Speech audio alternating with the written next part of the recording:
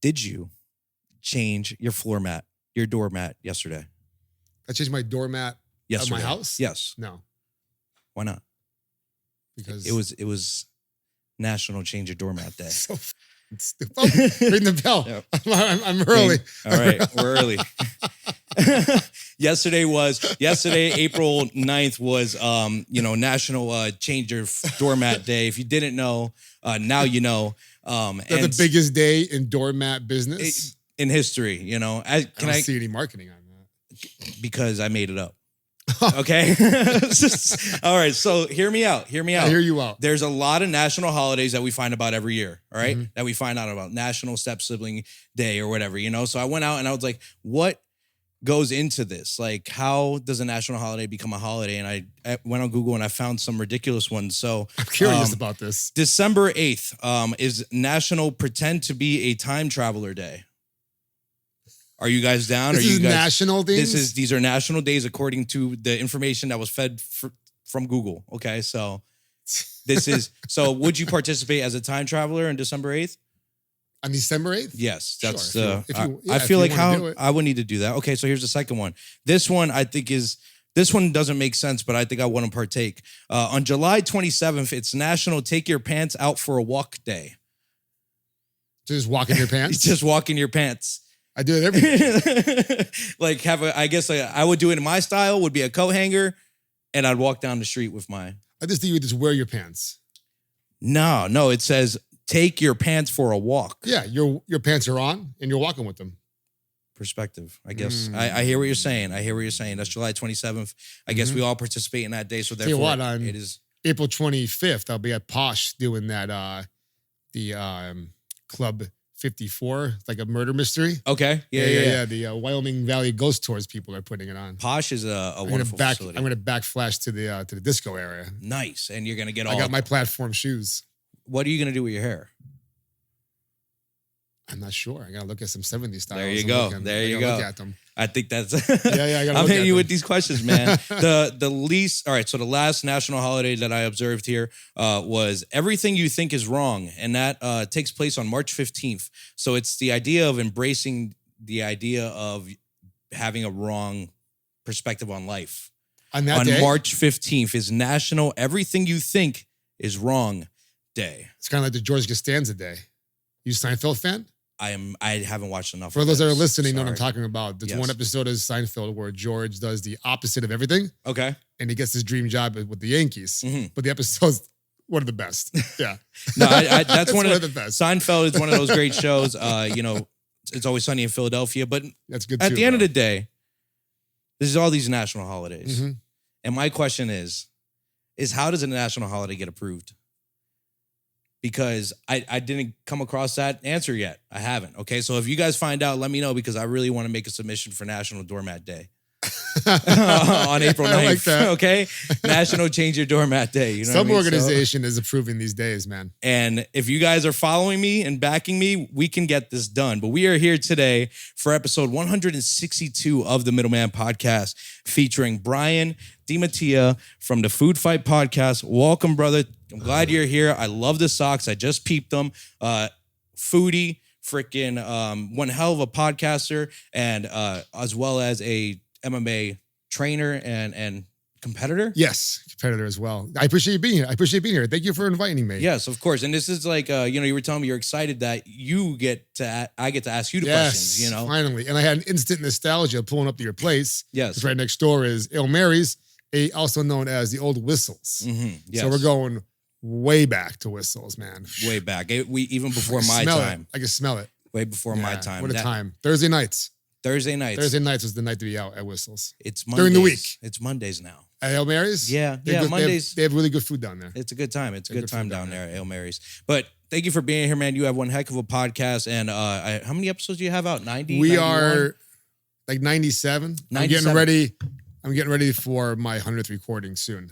Yeah. Very nice. Yeah. And do you have anything planned special for that? That's kind of like I was thinking about bringing Jim Maribelli from NEPA Pizza Review was number 1, number 50. Okay. So I think it makes sense if I could get him to come in as number 100. That is that is a guy who's out there doing his thing in a pizza review. And I'm very interested on how you found your way into podcasting because, you know, you do a great job. Your platform from the outside looking in is more than just food. Mm-hmm. It's a lot more than just food. From the episode I observed, it was an extremely powerful episode. And I'll get into that very soon. But your podcast, the aesthetic of it, the production of it, the thumbnails, everything from top to bottom is wonderful, man. I just wanted to give you that compliment. I appreciate that. Let you know you guys are doing one heck of a job. I have my team behind me, Conversion Works Media, and the owner is Frank Sepko. He's my partner in the show. Mm-hmm. And like I said earlier, before we got recording, I started doing the podcast over a year ago, almost 2 years ago, you know, and doing it at another place that I left. And then I was doing it in my kitchen with my buddy Mike. And give my buddy Mike a follow on his new TikTok, Tasty Takedowns. He's crushing it already.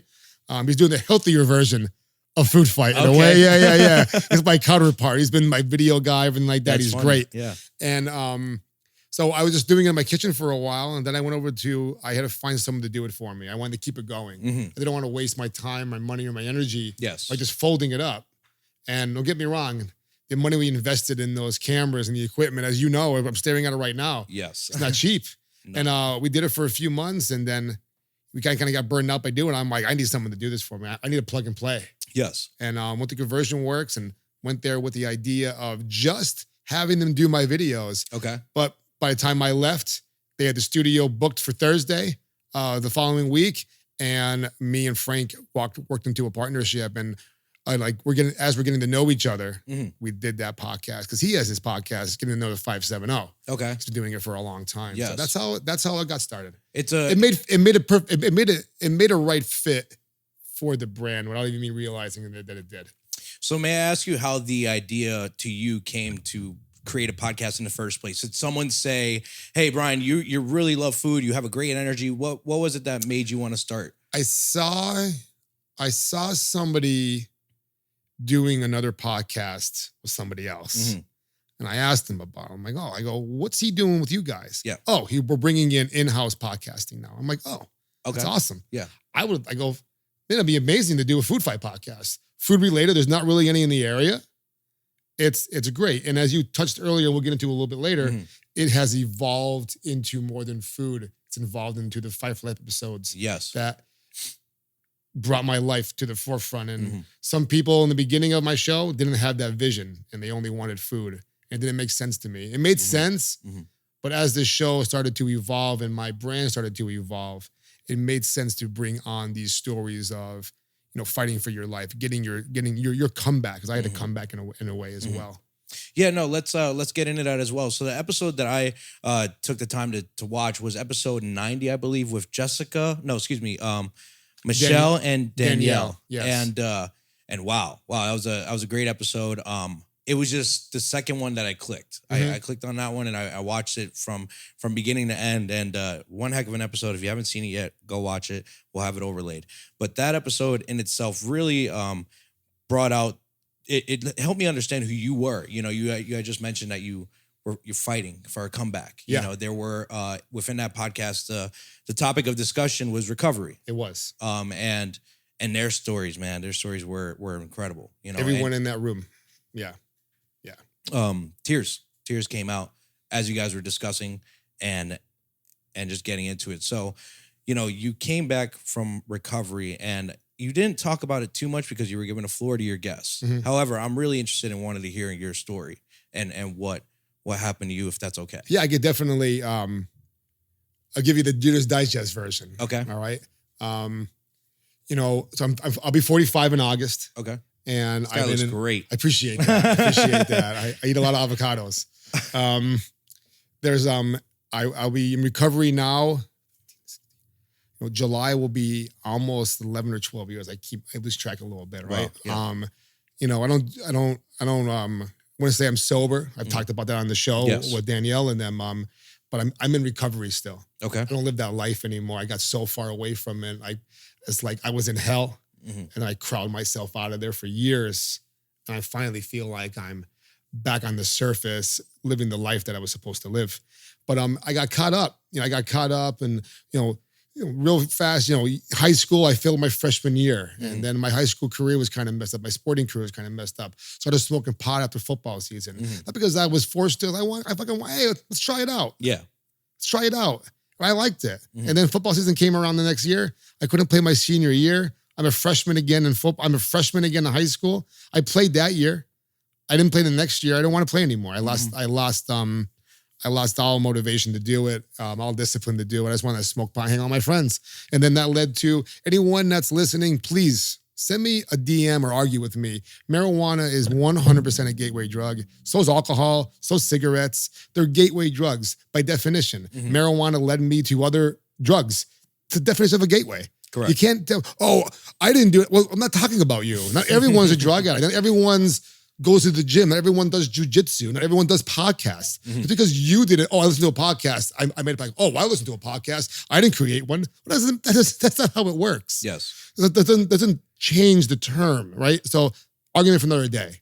But I got into pills and other kind of stuff, right? And it was all party stuff for a very long time until I got caught up working a new job, and there was more painkillers than there was food in the restaurant. And the restaurant business is great. Yes. It's a fantastic business, but it has two sides, maybe even three sides. It's got the dark side, dark party, club side. It's got the happy family mother going to work, making good money, going home with her family, right? Yep. But then there's the dark side. It's the 2, 3 in the morning parties every single night.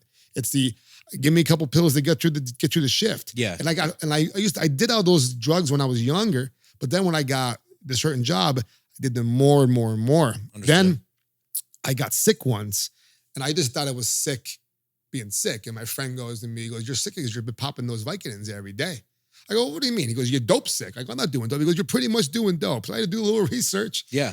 I did it when I was younger, but never in a term where I was constantly addicted. May you inform me on the effects of a Vicodin? I'm so it's unaware. So Vicodin's a painkiller. Okay, all right. And it gives you the euphoric feeling, the hydrocodone. Got it. Okay. It gives you that. I would say the opposite of feeling drunk. So you were saying you were feeling sick. Is that because? Because I was going through withdrawal. Got it. Okay. I was going through withdrawal. Understood. So it's the mildest form of heroin that you could possibly put in your body. Okay. Got it. There's Vicodins, there's Darvocets, there's the Oxycontins. Okay. So it's a derivative of that. Oxycontin is just higher form, pure, and that's what led into the heroin epidemic in this country. Because Purdue drugs screwed us all. Yeah. And so did the government. Once again, another episode. But yeah, so it was constantly feeling that feeling of acceptance. My cigarettes tasted better. I energized to go places, right? Then I'm gonna come home and I would veg out. And then under that, I had a Xanax addiction from having anxiety when I was younger and getting prescribed it. Yeah. I ate it like candy. Wow. And then the Vicodin, then years of that, I went from eating a couple to 30. Then I got on Suboxone. 30 a day? 30 a day just to not get sick. Yeah, I was making, thank God I was making the money I was making on my job. Wow. I had nothing to show for it. I was working, drugging, partying. It was like a constant party for years. And then, I lost that. I left that job, and I was really getting down in the dumps with my addiction. I was 27 in college, graduating from Penn State, and my last year was a disaster. Did you end up graduating? I graduated. Okay. I graduated. I passed everything, but my GPA went down, and I went to school for marketing and management. I didn't do shit with it. Now I am. Now I am. But Food Fight is a marketing machine. You know what I mean? So, it just kept on getting carried away, and I would do one drug after the other. My life got more chaotic. Understood. More chaotic. And then I was eating the Suboxones. People take Suboxones to get off of heroin. I was hearing I was hearing that, so I wanted to get a little bit more information on that as well. Yeah. Is that so that's what they use to wean people off, right? To kind of but it got me high. Like the pills did in the beginning. I felt like Madonna, like a virgin. You know what I mean? That's what I felt like. I was spending less money. Okay. I had them all the time. I felt great. But then, like anything else, you take a little bit, you need more and more and more. Yes. So that lasted for a while, and then one day they stopped working, and I got up and I kept on taking them, and now I have a Suboxone addiction with no results, underlying Xanax addiction with unlimited supply, and now I always say this too, though. The angel, like the God will take away something every once in a while because you're having too much of it, but the devil's right there to put it back. and he brought Adderall into my life. You know what Adderall is? Yes, I know what Adderall So is, Adderall treated me like I was on a constant drip of cocaine. I was up for 4 or 5 days in a row. That is I was seeing nuts. shadow people. Whoa. I was working at the casino at the time, dealing cards and dealing craps. I was a disaster. Wow. I wasn't dealing craps at the time, but that took me out. Years in the making. Yeah. The Adderall addiction was about 1.5 years. I went from 200 pounds of muscle to like 175, a shell of myself. Couldn't even do a push-up. Really? My friends would beat me in arm wrestling anymore. Like I didn't know what's wrong with me. I used to have to stop doing drugs or to go out and do other drugs, like drinking with my friends. Wow. I would black out. Yeah. It was a disaster. It turned me into the devil. Ate my soul away, and I finally crashed out. That's the summarized story. I finally got arrested and put down. I was hearing that you had the question was like, what is rock bottom? And rock bottom, you guys specified, it's for you to figure out for yourself. Yeah. And your rock bottom is different than anyone else's rock bottom. And yours in particular was waking up in the jail cell. I had to crawl around rock. I thought I hit rock bottom when I got around rock bottom. When I got a DUI. So the DUI and my other arrest all happened within a few months of each other. January 3rd, still up from New Year's Eve. I'm down in Wilkes-Barre in front of the mall. 3 days. 4 days maybe, wow. bro. Yeah. Up in front of the mall. And I crashed into the lamp factory over there by over the street from the mall. Okay. Kidder Street. Yeah. I don't remember it. I remember being in the hospital, cuffed at the bed, and they let me go because I wasn't drinking. But you know what's up? I'm sorry. Ring the bell. It's all right.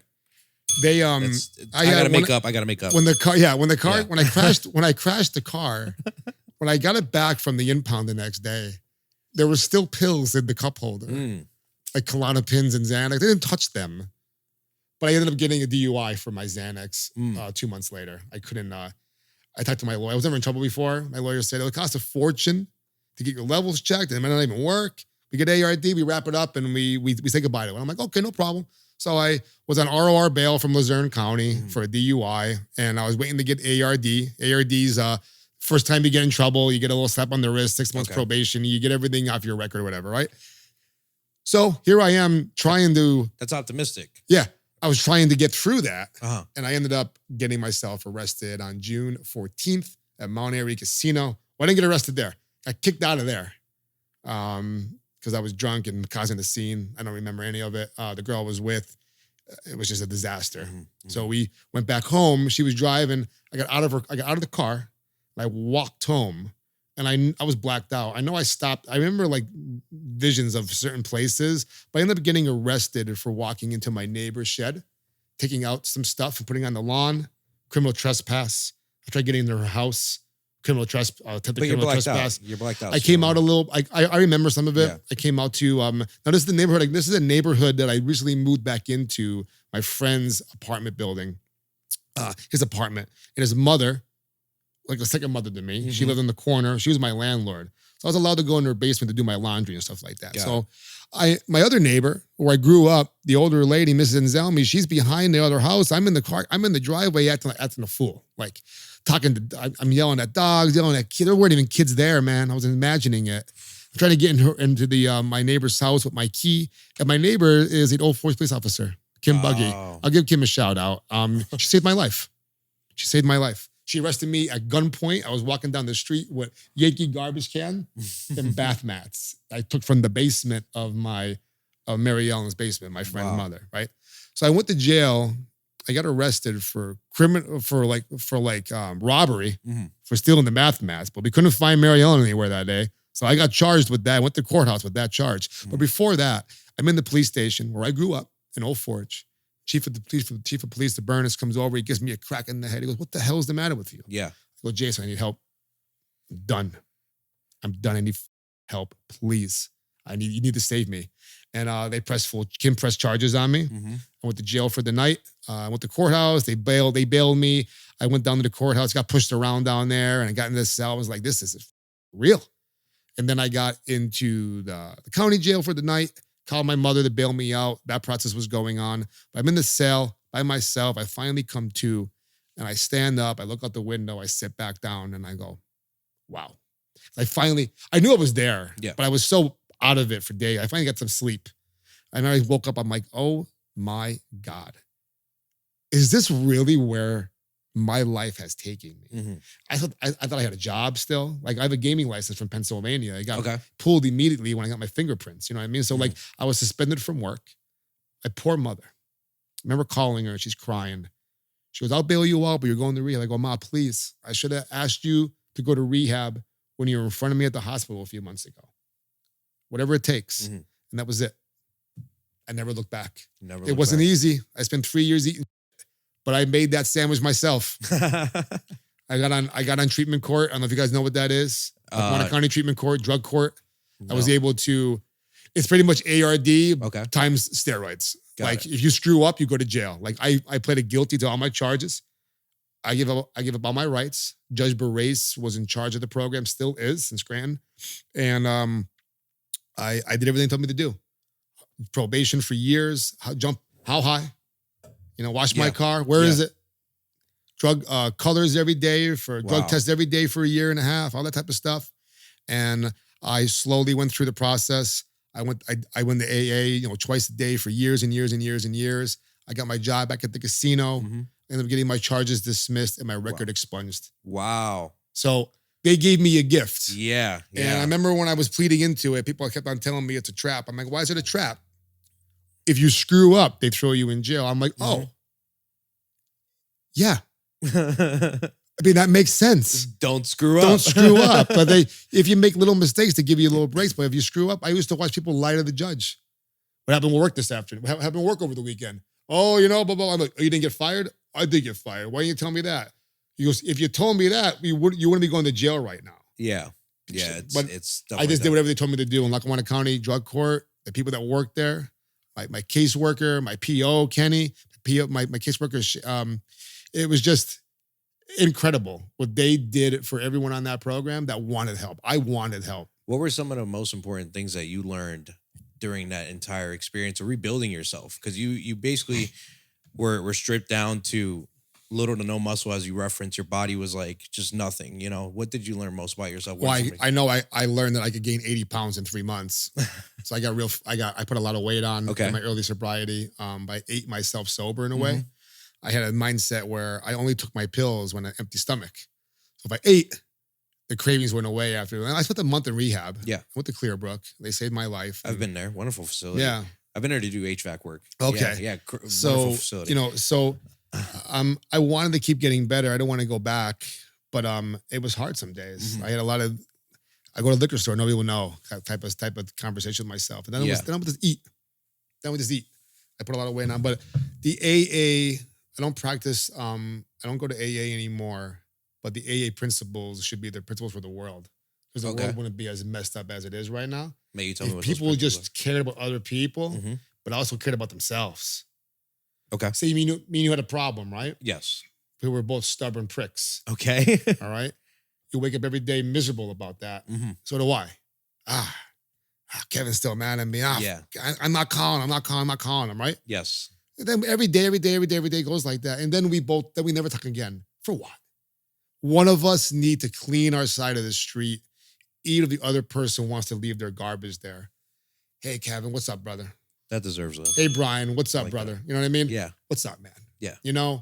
You got to clean. It's okay to be pissed off for a little while. You can't let it get to the point where you don't talk anymore. Yeah. Grudges, family that does that. Grudges are families, hard. Yeah. So you learn to clean your side of the road. You learn to take responsibility for yourself. Okay. Number one rule in AA is the minute you have a problem, whether it's drinking, whether it's food, porn, video games now, gambling. Gambling is an epidemic. Yes. Watch my episode with Kyle Popish. Okay. Blow your mind. Okay. Yeah. I will definitely. Talk about addiction and gambling. But you have to admit first that you have a problem. I remember when I was sitting in the AA meetings, I didn't want to hear it, man. I remember one day at a time, get that out of my face. It is. Everything we do is one day at a time. Yes. And we're going to have anxieties about tomorrow and the day before and all that type of stuff. Like I have a competition tomorrow. I compete a lot.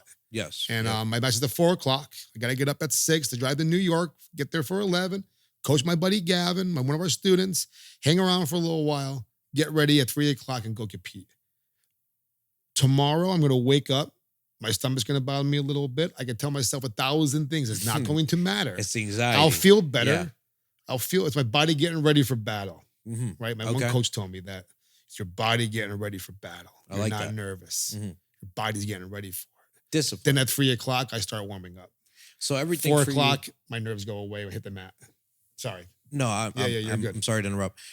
So everything for you is like, it was discipline based, you know? So they were telling you one day at a time at AA or at these... At first, man, meetings, at first it was survival. I wasn't going to jail. There was no way. Yeah. There was no... At first, when I was in the police station, I was done. I didn't know what I was facing. I don't know what charges I was in trouble for. Yes. All I know is that I was in trouble. Yes. And I needed help, whatever that looked like. And that's what God put in front of me. Who? But at first it was survival for a little while. For a little while it was survival. Who was supporting you as you were surviving? My mother, God bless her soul. Mm-hmm. My friends that I wasn't talking to anymore when I was ripping and running. Mm-hmm. So I never screwed them over. Yeah. But I also screwed over our time together. I miss seeing my niece and nephew grow up. It's one of my biggest regrets. At first it was my job. I worked weekends a lot. But then for years it was just me being a bum.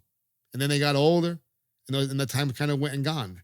Now they're doing great. They're both in college. One's getting ready to graduate. You know, they're in their 20s. And it's like, wow, I missed them grow up. Yeah. My best friend, Rocco, who was there from day one, he called me up. He goes, listen, man. He goes, I love you. I'll be there for you always. We got to get your shit together. Mm-hmm. He goes, you can't go back to that apartment.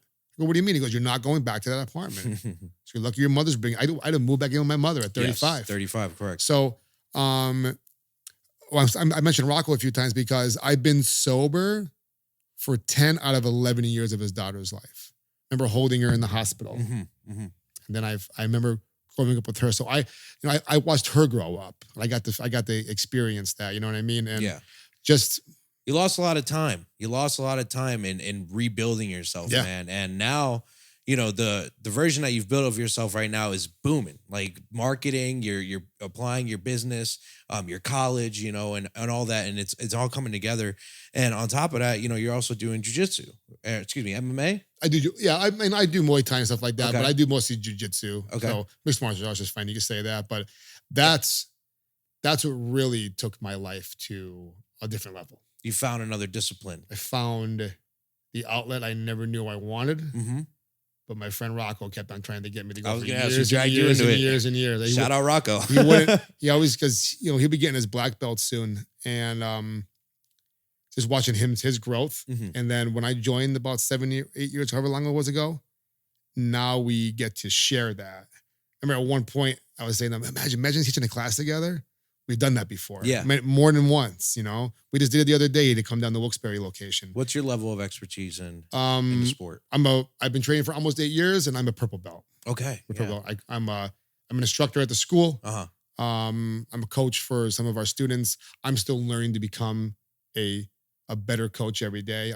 My understanding of jiu-jitsu is my journey. And sometimes it comes up. I'm stubborn. So I'm stubborn. I'm just starting to, I've been competing since I'm the white belt. So I've done a lot of tournaments. Yes. I've lost more than I've won. Mm-hmm. Respect. I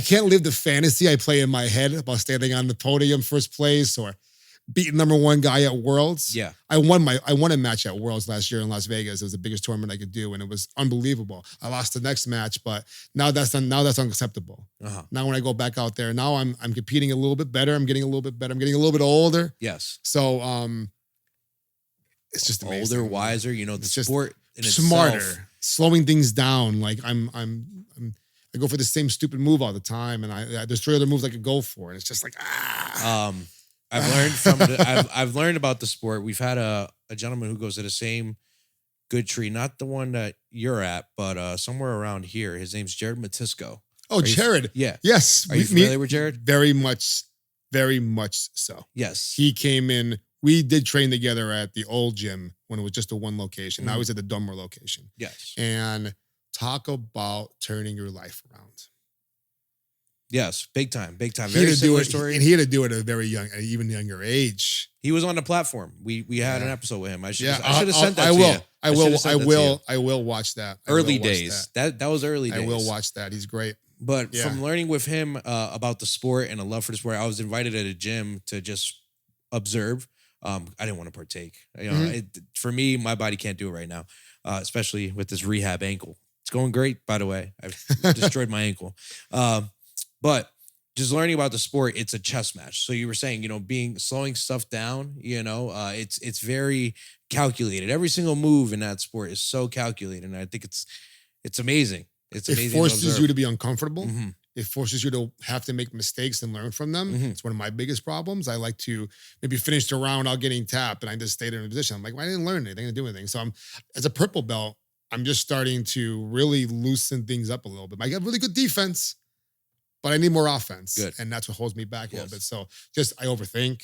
So it's just allowing me. I wouldn't be doing the food fight stuff without the jiu-jitsu background. I don't think that world would have came in the way it did. It meshes extremely well, man. Yeah. It meshes extremely well. And the confidence I got from jiu-jitsu is what I'm getting at for doing the podcast or even doing the food review, holding the microphone in the middle of the street when people were walking by. I wasn't doing that years ago. It's great. Yeah, now I don't care. Yeah. I don't care. It's great. It's great content, man. You're really doing it. And with that platform, food fight, it just meshes so well, because you always have the fists and everything like that. But to one last note on jiu-jitsu, because now I'm getting the question back. I wanted to know the feeling that you have after you compete, because it's gotta bring something to you. That's why you love it so much. When I train or compete at a competition, I think do both. Yeah, of course. I just posted a video today. So like sometimes before class, let me give you a couple of examples real fast. Okay. So we teach kids at the school. Best part of my day. All right, 5-year-olds to 12-year-olds. Yes. I usually get the little ones. Nice. And I'm the ones that bring them into the school for their first class, everything like that. Mm-hmm. So I could be in any type of mood I could possibly be in. Grumpy, whatever you want to say at 4:30. Yeah. When those kids start showing up, they start getting me fired up a little bit. But when class starts and when class is over, in between those 45 minutes, I see the progression. I see the new kid that came in there shy, autism, ADHD, single parents, whatever you want to say that they're the reason that they're in there for, things have already changed. You can see the light go on a little bit. Their eyes are up. They're playing with the kids. It's absolutely amazing. That's good. I was at Scranton MMA. I was at Dunmore location the one Saturday morning. A little kid was getting ready for his first class, standing on the big side of the mat. The mat's huge up there. Yeah. I go, what's wrong? He goes, your first class. The father's like, I'm just giving him some space. I go, listen, I know this is scary. I know there's a lot of space there. I go, but it's really fun to run in the mats. I go, what if we race to the pads in the corner? And if you win, you got to stay for class. Okay. You'll be with me? I'm like, yeah, we'll go together. We run. He beats me. Yeah. By the time I turned around, smiling, goes, I'm good. I walk off the mat. The father goes, what a great way to start off a Saturday. I could tear up just thinking about it. Yes. So that's, I feel beautiful. It's satisfying. It's rewarding. When I train, I could be tired, lethargic, whatever you want to call it. I'm energized after I practice. A little sore, but I'm energized. After you win a tournament match, forget about it, bro. I won that match at Worlds. I've been chasing that first win in IBJJF for a while, and that's where what I was chasing in my life. And I beat this guy for the first match, and right at the end, right at the wire, I thought I lost. I'm laying there. I'm like, oh, not again, right? But they put an advantage point on the board for me. Like, I almost got his back. I was just like, oh my God. I stood up, fixed my belt, got my hand raised. I floated back to the bullpen. If I had my next match within 10 minutes, I might have won that match. But I waited about 45 minutes for my next match, and the guy was just better than me, and it wasn't my day. Getting cold, man. Getting cold. I used to wrestle, so I'm like, okay, I'm familiar with. I want to keep the momentum going. Give me 10 minutes in between match. Give me 5-10 minutes. My forearms will be burned out. I need about 10 minutes. And get back at it. Yeah. Get back at it. It's that. I need the mindset that my buddy Mike has. I remember he's a blue belt now. He's been training with us for a couple of years. I go, his first tour, I go, Mike, you ready for your match? He goes, Brian, I'm going to tear this guy's fucking head off. He's a soldier, man. I'm like, that's what I miss in my competitive jiu-jitsu. That I'm going to guy in front of me. Ring the bell. I think we're caught up now. I think we're up to like 10, told me 10 or 12. I've actually been good. I'm trying to be good, to be honest with you. I bought your Interstellar poster over there. I loved it. Yeah, one of the best. That's my number one movie there. Matthew McConaughey. I mean, I do a quick quote real fast. Of course. One of the biggest things in life is when you know you made a mistake. Okay. And that person you made the mistake with is willing to give you a second chance. Listen, let's get past it. Let's forget about it. Let's clean it up, right? Then that person does nothing to fix it. just spits in your face, takes advantage of it, and goes about their days. Immediately, it's my responsibility to start changing the way I am so I don't do that again to that person. Okay. It reminds me of somebody that I lost recently, and it just pisses me off sometimes. Relationships are tough, man. Second chances. Relationships are tough. Just, no, I mean, from what I'm taking from you right now is just, the second chance is important. Just don't hold that. I got a second chance. Yes. I took advantage of it. It wasn't perfect, but I kept 2 steps forward because that was going to be a step back. Yes. Yeah. That's without a doubt the way to look at it. And I don't want to prolong the recovery talk because I could go on and on. You're about good, it. man. Yeah. Whatever you want to talk about. Just the step backs. You just said step backs. And I'm like, I even asked about the step backs, but I'm sure there were plenty of step backs, and just. There was a time I got money for a car accident I got into. Uh-huh. I got a bunch of money in the bank account and I was getting ready to lose my license from the DUI I had prior, where I was just like, I'm going to leave. I'm going to go. I got the money, suitcase. You were going to put it in my car. Had to go for colors the one morning. I drove past the Scranton exit. I got out, and then I got out the Drinker Street exit and right back on the highway did my color, and the rest is history. Imagine I took off. Be the gutter somewhere right now. I'd be that guy in the trunk from the DMX song we listened to before here, rotting away in the junkyard. That's where I would be. But that wasn't the plan. That wasn't the plan. So the plan, the life, the comeback, everything has changed. Food Fight is a booming platform. You're out there doing street interviews. You have a super slick red suit with a pizza on it. That jacket's you got pizza on the socks as well. Your preferred item of food is pizza? Yeah. Okay. Pizza, burgers. Yeah, pizza.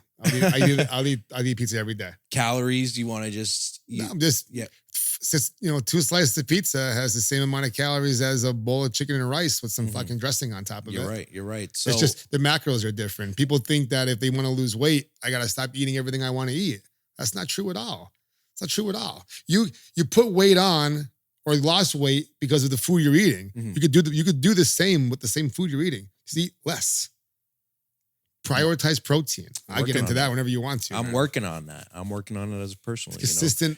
There's 30 days in a month. Okay.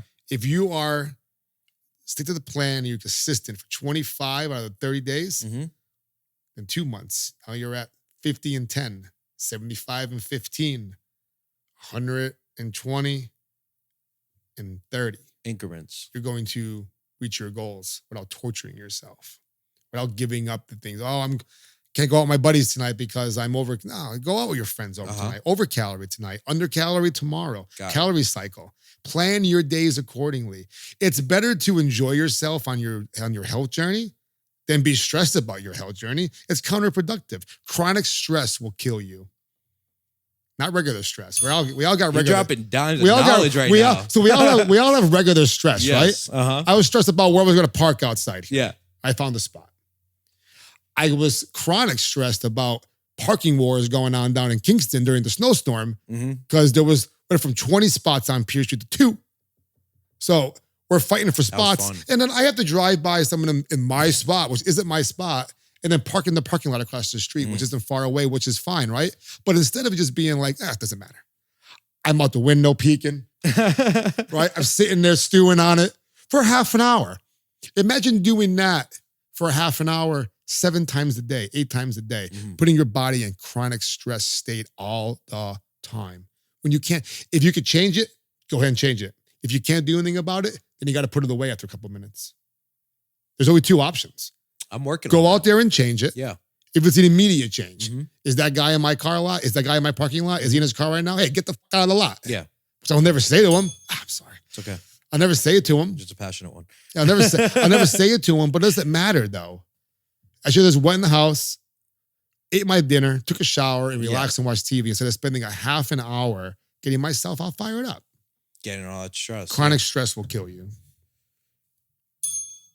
Chronic stress will kill you. No, I like it, man. And so we find stress and chronic stress. We find things to do to alleviate stress. We podcast. I will honestly say I am at the peak of having a great time of my life in this booth right here, right now. Like, it's just like, it's so free. I'm in control. I feel cool. I know this is never going to happen again.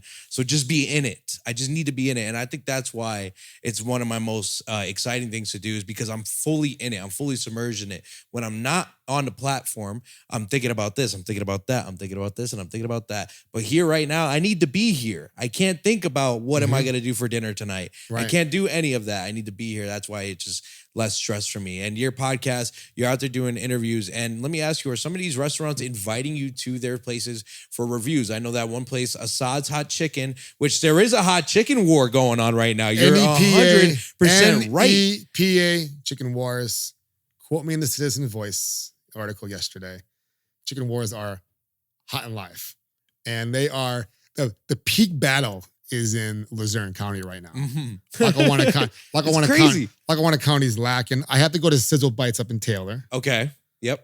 That Walmart's crazy. They're just putting the shops here too. That Walmart is crazy. It is. Shams is going in the old Kaiser, somewhere in Kaiser having the old donut shop that became American Chicken. Yes. Now there's coming Shams. Correct. Shams is in my neighborhood over on Market Street. Assad is one of my home bases right next to the gym. Yep. They're all good. They're popping up like good. They're all popping up. It's crazy. It's they're all good. Make sure your French fries are hot. Make sure your French fries are hot.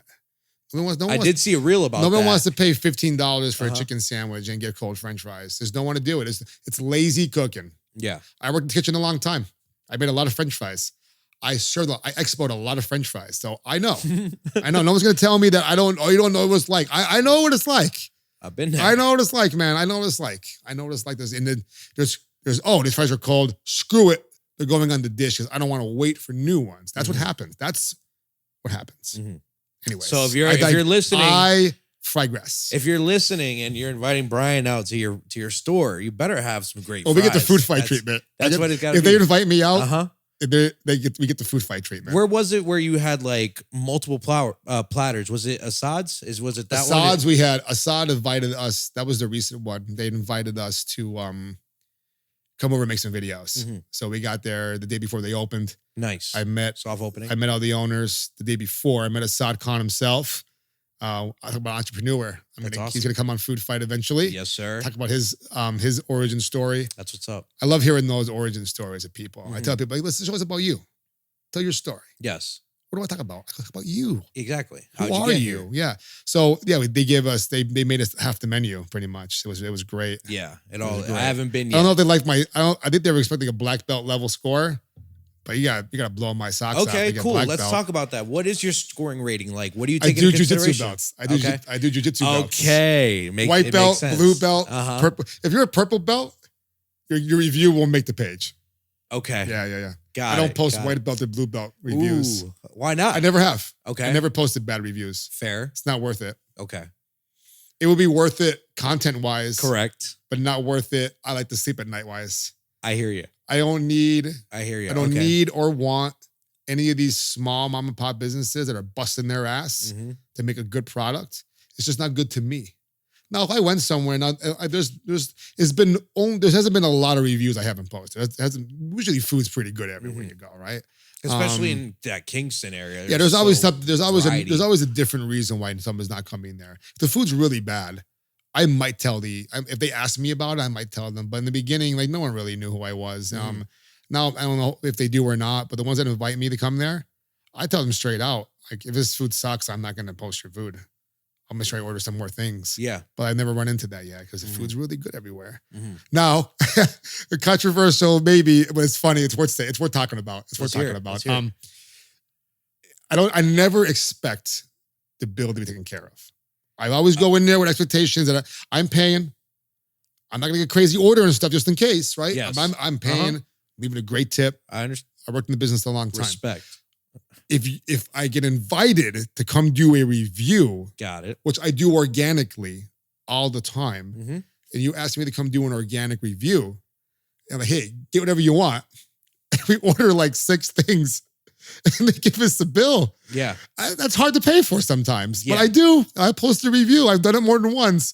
But shit. I get it. You're inviting me. Like we are doing a business transaction. Correct. Is that fair to say? Yes. In my opinion, it is. But however, I think that just needs to be discussed in a nitty gritty. That could be miscommunication on both parts. Correct. I just expect it. The old school Italian. But it's not going to taint your score, and that's what's no, important. not at all. The food has been every place that's happened to. I posted probably 2 different reviews because I had so much food. Mm-hmm. Yeah, love it. So love it. I little stew on it a little bit. I'd be like, what the hell, right? Then that was it. Are you familiar with a pupusa? Do you know what a pupusa is? Is that pizza? No, it's a Salvadorian food. All right. Yeah, my nationality is I need to be cultured in food. There's some really great spots, but there's Texas this place in Kingston. My mother sent it to me, and it's like Pupusa Grande or something, and they have like these. I'll have to show you it, but what it is basically is like how do I say it? Is it a food truck or a restaurant? It's a restaurant. It's a full restaurant. However, there are multiple spots in Wilkes-Barre. I know there was one right next to the hospital. It's like it's a little like hole in the wall shack, and it's great. Okay. But what it is basically like it's like an empanada. You know what an empanada is? Yes. But it's like a flattened out like this of flour. It's with filling inside of it, whether it be cheese, bean paste, or some kind of meat. And then they usually give you like a celery or coleslaw. Coleslaw is the word, and like a tomato sauce. And that sounds good to me. It's great. I'll have to try it. Well, maybe we'll go check out that place together, man. I like doing vlogs outside as well. So that would be pretty. That sounds good to me. That'd be a great collaboration there. That sounds good to me. While we're on the topic of food, let's just get into tea time. Not brought to you by, but inspired by Arizona Iced Tea. And we'll continue with your platform and all the exciting things that you've been doing as of late. So cheers to tea time. Not brought to you by Iced Tea, but inspired by Arizona Iced Tea. $1.25 now, right? Depends on who you ask and where you get them from. All right, so that's good. We are here for tea time, not brought to you by, but inspired by Arizona Iced Tea. Brian, in this pot, there are questions. I need you to grab a piece of paper and hand me the paper, and I will read the question aloud. So welcome to tea time, not brought to you by, but inspired by. Cool. That's for you? Yes, sir. Thank you very much. Let's see what the tea time question question I'm intrigued to listen. All right. All right. So the tea time question of the day, this one comes from Community Chapstick. The question is, would you rather always be thirsty or hungry? That is the tea time question of the day. Would you rather be always thirsty or hungry? That's a tough one, bro. If I'm thinking about survival. Hungry. You ever been thirsty before? Yeah. Imagine feeling, what level of thirsty? I'm assuming like, I wouldn't say to the point of dehydration, but to the point of where you always need to quench your thirst. Yeah, imagine your throat being dry all the time. Yeah, no, that's not the life for me. That's like the cinnamon challenge. You remember the cinnamon challenge? Are you aware of that? Yeah, it's so stupid. It is. It's idiotic. You ever do the saltine cracker challenge? No, what's that one? You have to eat 7 saltine crackers in a minute. It's impossible. It's that bad, huh? Yeah, it's impossible. I've never seen anybody do it in my entire life. Yeah, they gotta be the saltine cracker brand too. They can't be the Aldi brand. The Aldi brand is smaller. Okay. I almost completed them, but no. So I'm almost certain it's 7 crackers in 1 minute. Me and Jim Maribelli did it on episode 1 of the Food Fight podcast. Yeah. Wow. It's impossible. He was cocky about it. Yeah, it's not possible. I'd be willing to try it. I think I'm gonna have to. I'll be willing to watch you fail. Yeah, it's. I think it's like it's going to become scientifically proven that you can't do it. But whoever does it is going to be in the Guinness World Record. Yeah. Okay. But I'd rather be thirsty. I'd rather always be hungry than thirsty. I may have to agree with you on that thought because that's a great point. Mm-hmm. I don't want to have constantly uncomfortable. Yeah, exactly. And with us being speakers, yeah. I mean, I get talk while I get pretty hangry though. Hangry? Okay. Yeah, but I'd rather be angry than not be able to get thirst. That'll catch my thirst. That's a good question. Colo, do you have a response for this? Would you rather be thirsty or hungry? Yeah, I'd rather be hungry. This question just reminds me when you're sick and you're breathing through your mouth and you wake up and you just... Yeah. Great analogy. We've all been there. We've all done that, and it sucks. Yes. And so that was the tea time question of the day. Cheers to tea time. Not brought to you by, but inspired by Arizona Iced Tea. That's good. I like the record. What do they call those things? put the cup, you put the tea on top of them. Oh, coasters. Thank you. Yeah. You're looking at me like I'm nuts. I'm like, oh. Coasters. Yeah, no, I love my coasters, man. Big coaster guy. Yeah, That was a housewarming gift when I first got here from my brother. Whatchamacallit Records used to be in Scranton, Pennsylvania. Capitol Records. The building's down by the corner there. Is that really the name of it used to be, place? It used to be Capitol Records. No, Capitol Records. Oh, I thought it was Scranton. called Whatchamacallit. I was lost. Sorry. Oh, whatchamacallit is a Hershey candy bar. Yeah, no, I thought it was called Oh, I'm sorry. Records. No, it was because one of these coasters I think says whatchamacallit, so you have me going crazy. It was Capitol Records. You can still see it right on the building down there. It's by that one big deli, by the Dunkin' Donuts. It's just a drive-through Dunkin' Donuts. Oh, and Southside. Southside. Across the street is the old Capitol Records building. That massive building. Yeah, the whole thing. Now it's turned into a bunch of different things, but that one point, that was Capitol Records. Wow. You really grew up out here. Scranton built this country on its back. It's a coal area for a reason. This whole area was, trains and coal built this country. And West Pittston, the Great Knox mine disaster. You should YouTube that. The Great Knox mine disaster. Okay. So what happened was coal mining was coming down to an end in this area. And this one company was strip mining. Strip mining is like, say this right here. Okay. No more mining past this level. Because they would fall in. Well, they would start strip mining more to get more and more coal. And the river collapsed. And you used to see the whirlpool. They were driving train cars into it. Great mine Knox disaster. Wow. Insane. But Scranton. What year was that? Oh, I don't remember. No? Okay. But Scranton was, this was the biggest coal area in the country. There's a whole movie about it, isn't it? It's amazing. Scranton and Wilkes-Barre, people say what they want to say about it now, but without this, that's why I want to see it get back to its original form. That's why I'm nostalgic about the area. That's why I'm newer to Wilkes-Barre. I grew up in Old Forge. Okay. So I'm big Scranton, Dixon City, up the Iron, you know what I mean? And that's where I grew up. Well, have you taken a drive past Archibald as of late? Like through Archibald? I was there maybe a year or so ago. Yeah, take a drive up there now, man. Your heart will be broken. Really? The trees, man. It's horrendous. This Main Street's beautiful up there. No. There is an apartment building just like this up in Elmwood. Well, I forget what it's called. I'm just referring to the wildlife out there, the trees. Yeah. The trees, the forestation out there.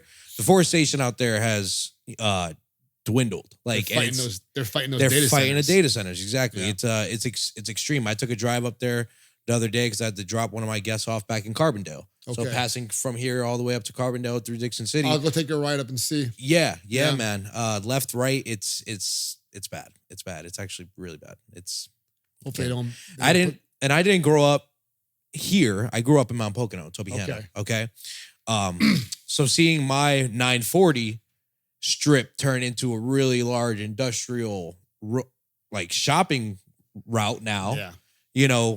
I always think about it. Damn, man, like I can't even remember the trees there, like how I used to see it growing up. It's crazy. Hopefully things work themselves out here. Yeah, so that's why my one friend said it's something about old Pennsylvania. We want to have old Pennsylvania, but also new Pennsylvania. You know, I think what it really encompasses Pennsylvania is just the beauty of it all. You got all four seasons. You got mountains. You got hills. You got flat land. You got everything.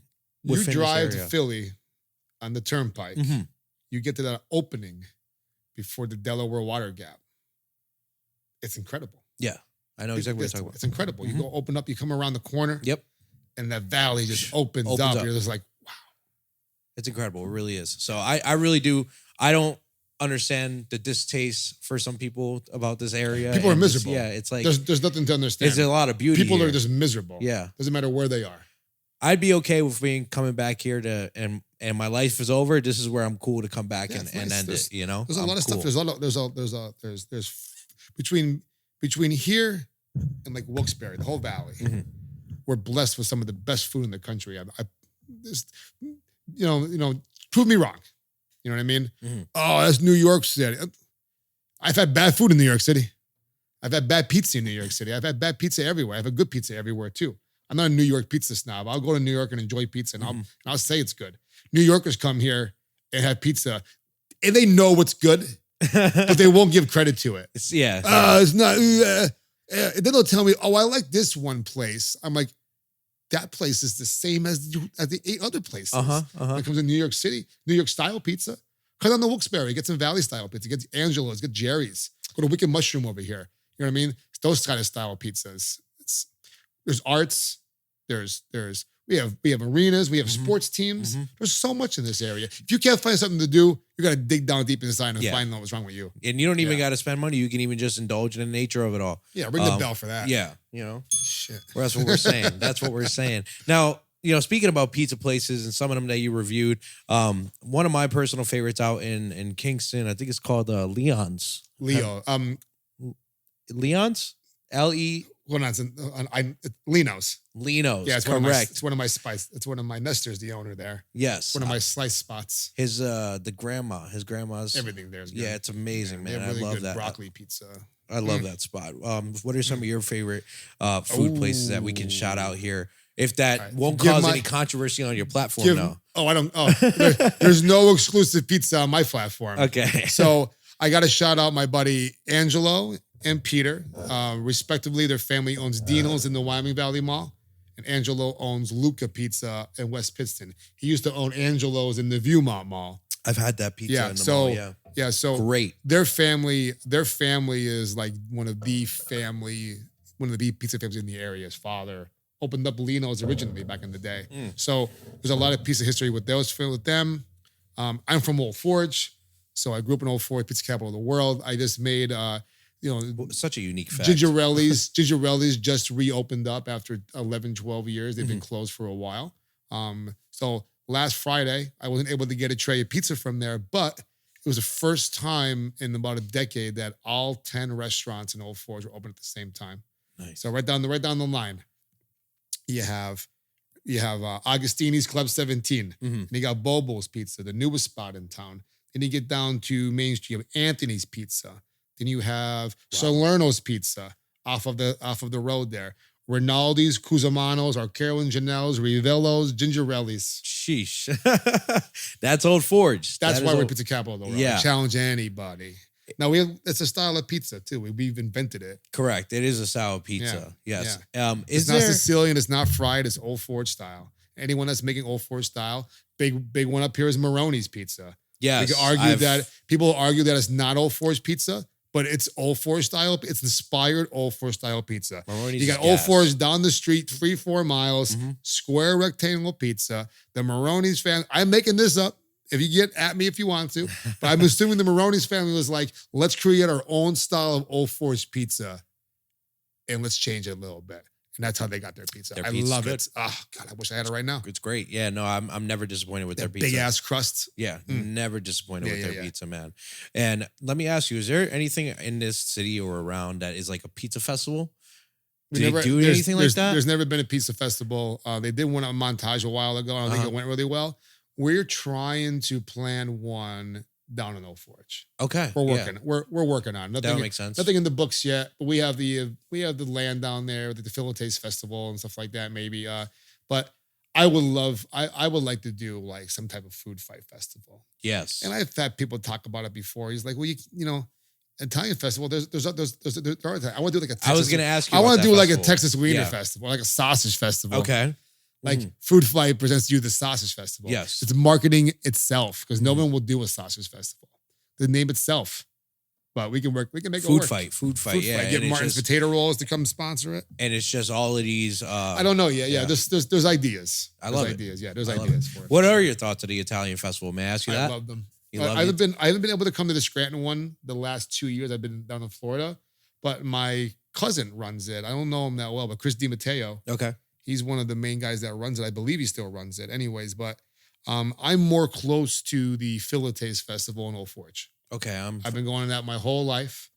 There's a city in Foligno, Italy. Okay. Where they had the same festival. Well, they came over and that's where they landed in Old Forge there, around Salerno's Cafe in that area of Old Forge.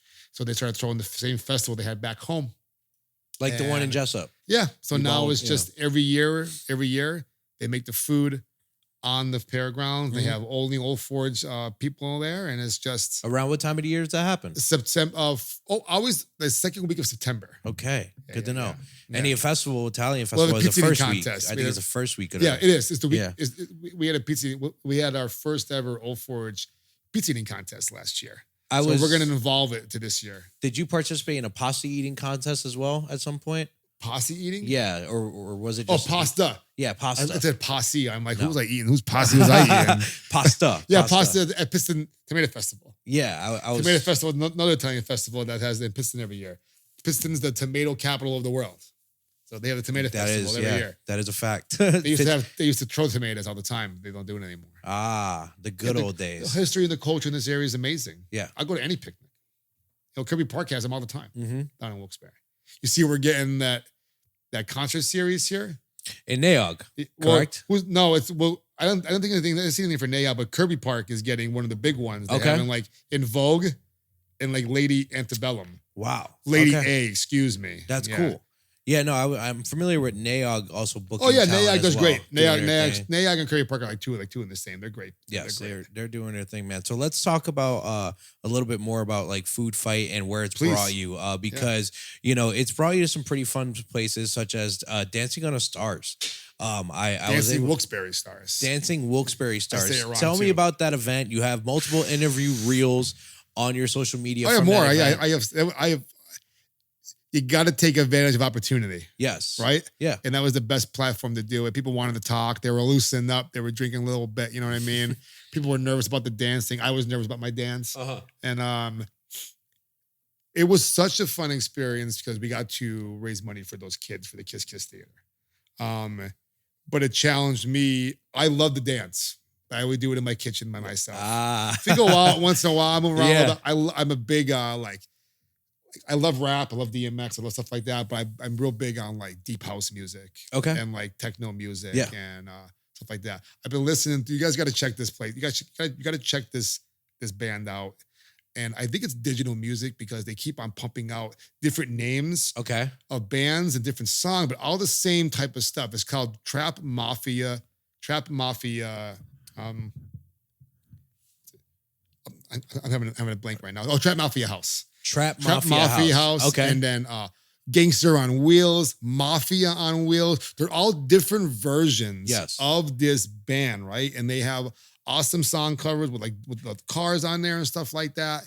And the songs I've been listening to for the last couple months, and they just keep pumping more out. It's kind of like deep house gangster music, but like with this rap. What's the dancing style? It's inspiring type of music too. Okay. It's inspiring type of music. I want to know how to dance to this type of music. But like for Dancing into the Stars, we danced to DMX. Oh, It's Gonna Give It To You. Wow. We danced to that. Quite a selection. We danced to this. We danced to 3 songs. X Gonna Give It To You was the main one. And then there's one song, it's called Way to You. That's really, really a good song. We danced a little bit to that. And then we finished whatever we finished. But I had the routine down. I did really well with it, but I didn't finish the dance. Like I wasn't moving my hips. I wasn't I was rushing through it, and then I was going to. It was a surreal time. How much time did you have to prepare? 2 And how months. did you get selected for that? My friend Jessica, I guess somebody backed out of it, and she recommended a few people. I don't know if you know Josh Balls, who owns the Ritz. I do, yes. So she recommended us, and they picked us. And Josh and his partner Aaron, they won first place. They knocked it out of the park. Well, their routine was unbelievable. Yeah. Wow. So it was. I was hoping they called me. I went last year, and I'm like, I want to be part of this. Yeah. And then when the guy called me, I'm like, I couldn't say yes fast enough. That's awesome, man. It was really, really cool. Incredible. Hope I go back next year. And you guys were raising money, and it's all for a great cause. You had a great time with it. That's so cool, man. This really, your story's impeccable. The comeback is true. Your platform is opening up gateways for you, man. And you're taking it by storm. You know, as I told you before, the platform, like, that I got this award right up here. It's a podcast of the year from the Steventown Music Awards from Joe Caviston is a guy who puts that together. Okay. They do it every single year, and it's at the V Spot, and it's a great My boy Vinny. Thursday. It's an amazing Thursday night, and you meet so many people while you're there. It's a great networking opportunity. And last year I was able to get awarded that, so that was awesome. Congratulations, man. They also have when is that every year? Damn, that's a great question. I feel like it's in the fall, right, Colo?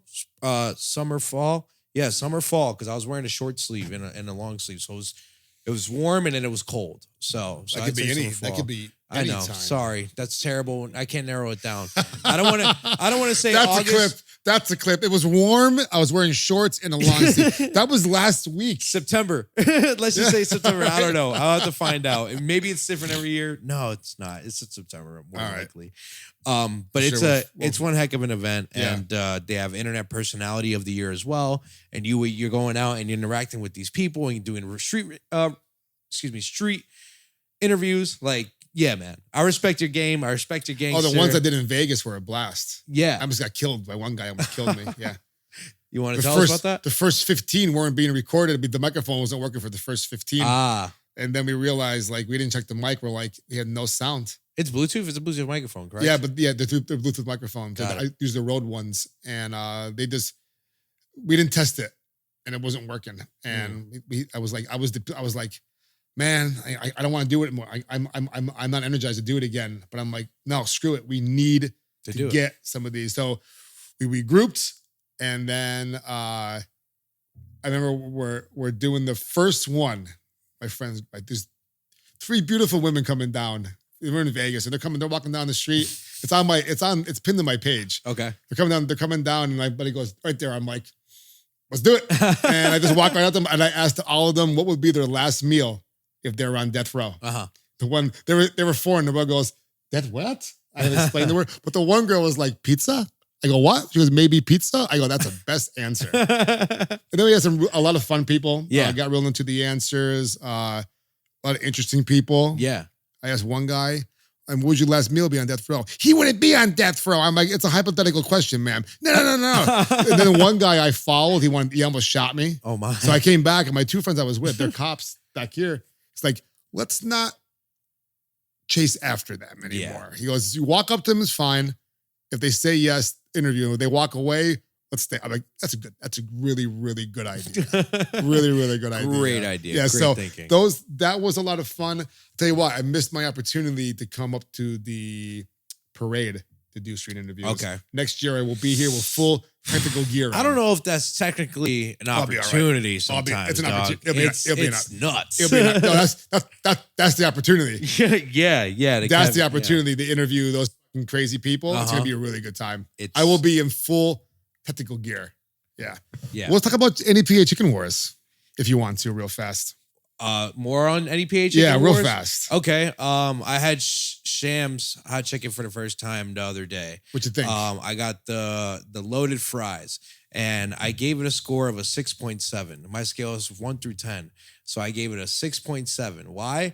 Because the fries were a bit too crunchy, bro, and they weren't even hot.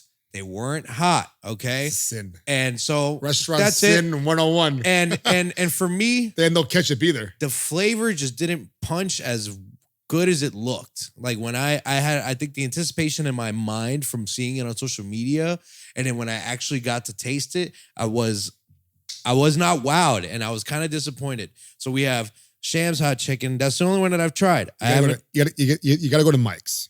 Mike's. In Wyoming by Sheets. Okay. It's more like home style chicken. Okay. It's Mike's. They have Dave's hot chicken. Dave's hot chicken up here is really good. We're getting one down in Wilkes-Barre. Okay. I haven't been to Dave's. We're getting Dave's up here in Dixon. Yes. Then we're getting I haven't been to Sizzle Bites. Assad hot chicken is 2 doors down from Good Tree MMA Wilkes-Barre. So I've been there a few times. I'd have to try that. Been there a few times. Then there's Raising Cane's is coming. So I've heard. Now more local spots are getting into the hot chicken craze.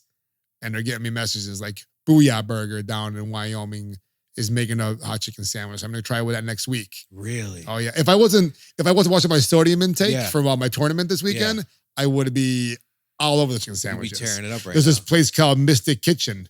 They're a diner up in like the Dallas area. They're literally on their flyers saying that they started the Nashville hot chicken sandwich. So I don't know about that claim. Yeah. But that's a bold claim. And that's going to be a review where they may get the honest review from Food Fight. Like if it's not good, I mean this so you know, you can't claim, make a claim like that. That's a big claim. Yes, it is. It's a big claim in Chicken Wars right there. Like you're taunting yourself to be the best, to be the creator. We'll see. You know, We'll see, Mr. Kitchen. You know Shaquille O'Neal, right? Sure. He has a chicken spot too in the crossings over in Mount Pocono. Really? Yeah, Tannersville. It's called Big Chicken. Oh, no shit. Yeah. Oh, really? I have to go there. Yeah. It's called Big Chicken. It's right in there. I've never been. Chicken Wars. Never been. Chicken Wars. It's a real thing. It's happening. It's live and in color. You're living it. We're living it. Everyone's here living it. Only the clean, the consistent, and delicious will survive. Agreed. Clean's a big thing. Biggest one. Brian, we're running out of time here. Okay, it's been a great time having you on the We platform. got the questions? No, we kind of float through everything. You know, we could talk for hours and hours, but you know, everything has to come to an end eventually. However, before we get off the show, I always like to give the floor to my guests. If there's anything that you want to say to people watching at home, any final messages, that's your camera right there. Okay. You feel free. Brian, the floor is yours. Right there? Yes, sir. So if you're looking for a change in your life and you're not sure what it is, MMA might not be something you're thinking about, but it could be the answer you're looking for. I didn't know I was looking for it. And most people that come into the gym don't know what they're looking for. After 6 months to a year, I always ask them, what's changed since the first day you came in here? They're like, my confidence, my attitude, everything has changed. Mm-hmm. What do you think it is? It's just the outlet that this gym gives us. The atmosphere gives us. You know, come see us at Good Tree MMA. We've done more location, Wilkes-Barre location. If you're not near us, go somewhere else. Mm-hmm. It's a different outlet than going to the gym and lifting weights. Listen, I lift weights. I love it. But there's no community there most of the time. MMA gym's a community for the community. You know, of other things I wanted to say, I mean, that's one thing I want to say. And also, if you want to do something, you can't do it unless you start. You know, you got to start doing it. And if you want to change something in your life, you have to want to do it. You can't tiptoe around and say you're going to do. You really have to want to do it. There's a big difference there.